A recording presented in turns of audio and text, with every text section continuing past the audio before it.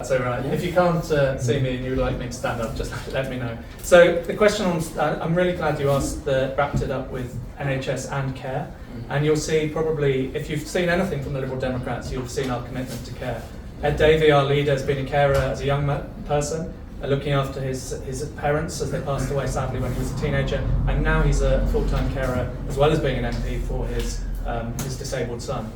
And I work myself as a volunteer, not far from here, for children with special needs, and I see the challenges that families have when it comes to care. My father's also in care at the end of his life, and so we as a family, we know the challenges that lots of families up and down the land are facing. And so that's why we would put care right at the heart of everything we do, and that has a huge impact on the NHS.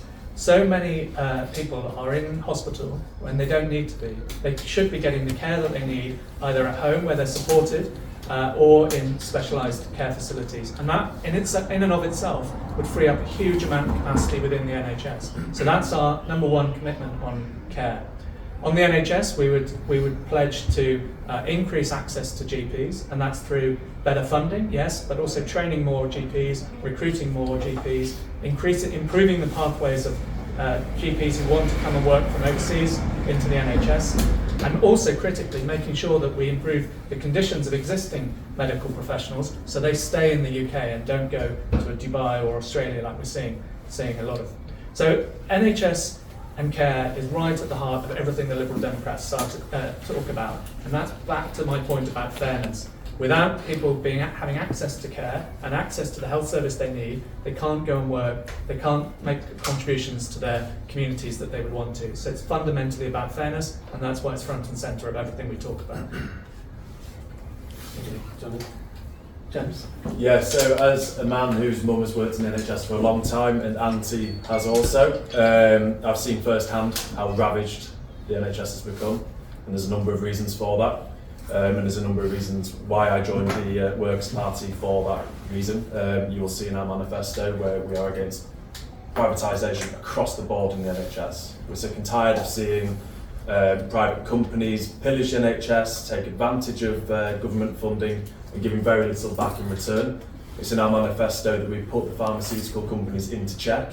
You see it done all over the world. China, for example, do it very well, where they still get the innovation from the pharmaceutical companies, but they don't have the pharmaceutical companies that have the leverage over the government like they do over here. We move into an American-style form of medical care, and we can see how that works over there, and it's appalling.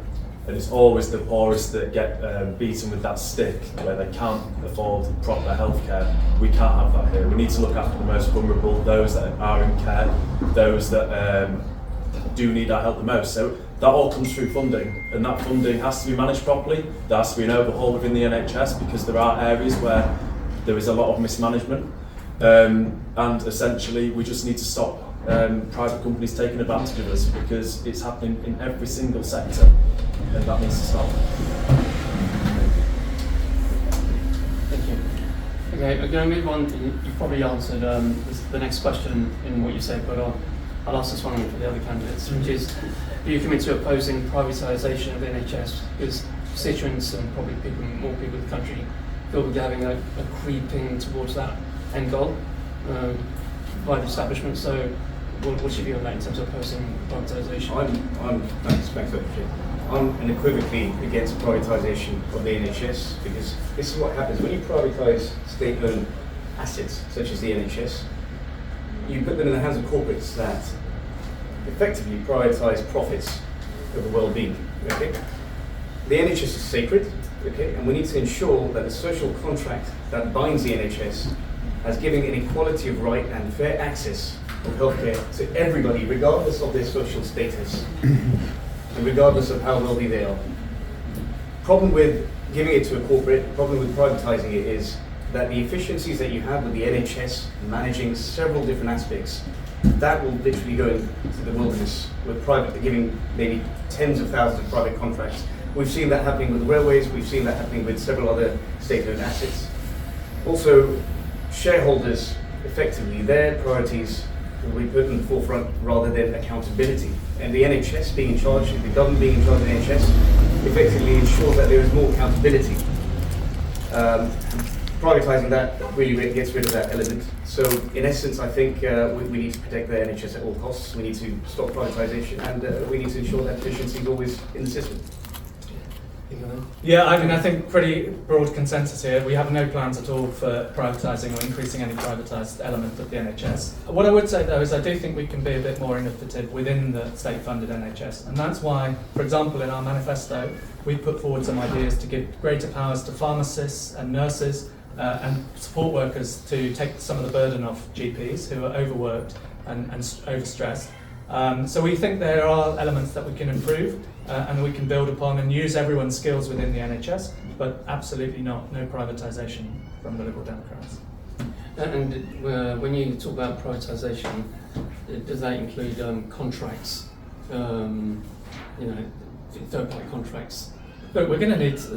We're one of the things about the Liberal Democrats as a national party. We don't sit on the side of Labour traditionally as thinking that everything needs to be state-led, and we don't sit on the side of the Tories thinking everything needs to be market-led. We sit on what's going to work and what's going to deliver for communities. Now, your question about the private sector is going to be involved in things like building contracts, perhaps maintenance contracts. There's no reason why not, if it's the most effective way and if it's managed and overseen properly by the state authorities. One of the challenges we've had in the NHS is actually we don't have enough oversight of some of these contracts, and they're not delivering for people. So I don't think we would necessarily have a dogmatic view one way or another. It's about what's actually going to deliver for people and make sure that our taxpayers' money that we're committed to spending is actually used effectively. So the point of my question is like the frontline services, and you started up with social care, right? Yeah. So if you look at the social care sector, there's so much social care is through third-party contracts, and they're executed very poorly. Totally. And if you look at the media, hearing horror stories all the time for social care companies who are not fulfilling their duty of care. That's true. But the flip side is there are also very good social care companies, right? So the answer is not one sort of dogmatic approach versus another. It's about what actually works with the correct oversight, with community oversight, patient oversight. One of the things we're talking about as well is to have, for example, a mental health commissioner, someone who can look after patients and carers' well-being, and make sure that things like the contractual obligations are fulfilled. So, this is what I talk about being pragmatic and progressive. It's not a dogmatic, one-size-fits-all, top-down approach that Labour or some of the more left-leaning parties might want to impose. It's about grassroots, what works for communities, and if something works, sometimes there are elements of the private sector that can be innovative and can drive positive change, and if that's the case, then we need to apply that. Sorry to interrupt, Jonny.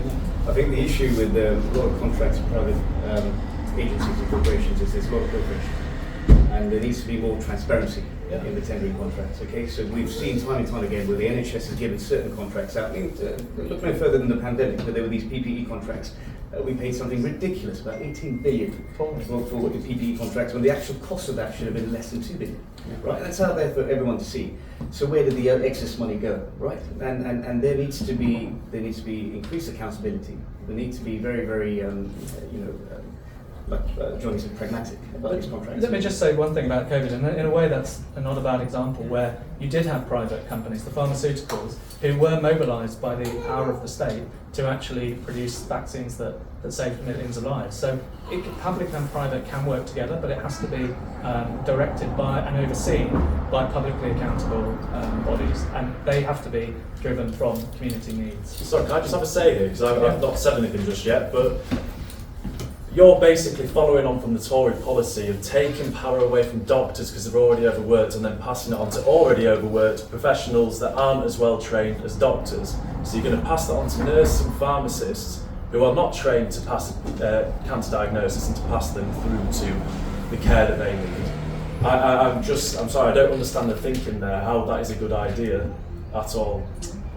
Well, look, we've consulted widely from NHS staff themselves, and this is what time and time again comes up, that people... But this has been shown already that it doesn't work. Where? This is throughout the NHS. It's one of the major gripes from doctors that these pharmacists and nurses aren't trained to be able to give diagnoses. So what's the answer then? Better training, more from the NHS properly. Exactly, and that's what we're committed to. But you're not, because you're taking away the power from doctors and passing it on to already overworked professionals. This No, doesn't make any we're sense. we're putting huge amounts of money. We're committed. Our fully costed manifesto commits to an increase in resources for the NHS that includes a wide range of training that so that those staff members are trained for the appropriate tasks that they're being So allocated. you're going to pass on to a nurse and pharmacist the level of training that a GP has?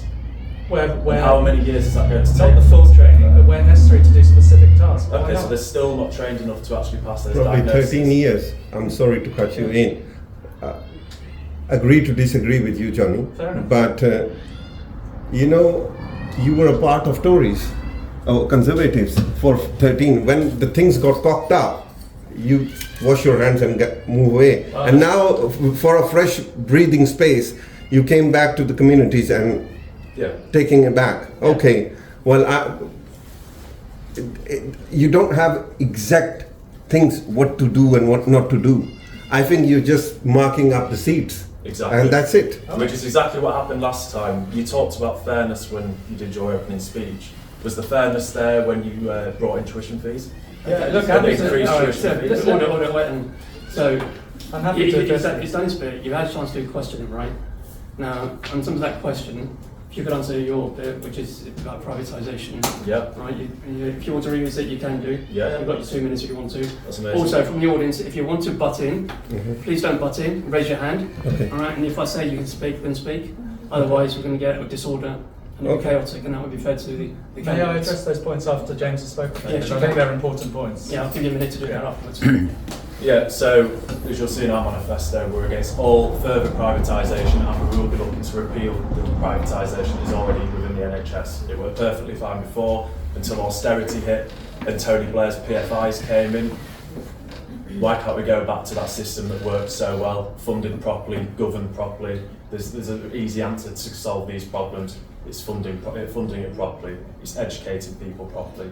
That's all we need to do. So many of these issues are so overcomplicated because there's too many palms to grease. There's too many people in there that try and overcomplicate things and try and benefit from these schemes themselves. We need to stop that and we need to just get back to the simple tasks and of running things properly. Cool. Okay. Can I just come? I'm glad you brought up coalition. It was bound to come up at some point, right? So we may as well talk about it now. Look, we didn't run away. We were thrown out by the electorate. They looked at that and we were punished. You know, we were punished at the ballot box, rightly so, by the people of this country. And we've learned a huge amount of lessons from that. Look at Ed Davies, served in that cabinet. He knows, he bears the scars of that. And as a party, we've learned a huge amount from that. Not to trust the Tories, number one, but also, you know, look at our manifesto now. We have put progressive politics at the heart of everything, and we've learned the lessons from coalition. People have punished us, and people are now taking another look at the Liberal Democrats. And look at the results we're going to see next Friday. You'll see people up and down the country are liking what they're seeing from us. Thanks. All right. So what I'd like to do now, is this Martin? That's Martin, yeah. Martin, right. I'll let you have a breather. All right. That's fine. Just to say to people, I started at Wembley Park Astor public transport at 10 to 5. Which shows where we are. Don't worry. It's okay. Well, we'll send the transport. Okay, that's fine.